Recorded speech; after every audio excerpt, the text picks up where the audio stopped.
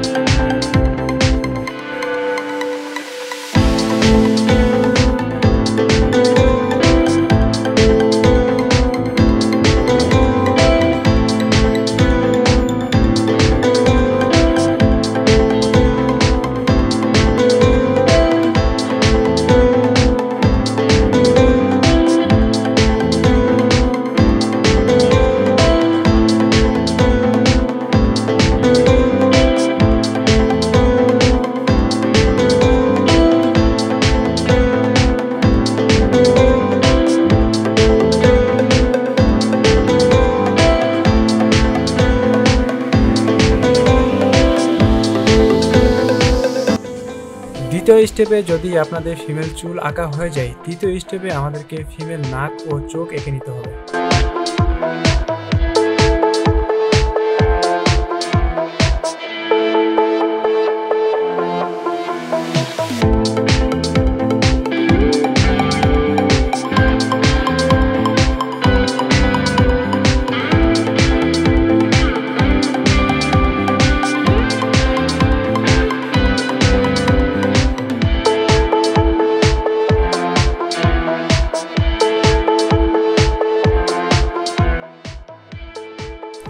তারপরে যদি আপনাদের নাক ও চোখ আঁকা হয়ে যায়, তারপরের স্টেপে আপনাকে মুখ ও বাকি অংশটুকু এঁকে নিতে হবে। তার সাথে মুখের সাইডে যে চুল রয়েছে, ফিমেল চুল, সেই চুলটাও এঁকে নিতে হবে।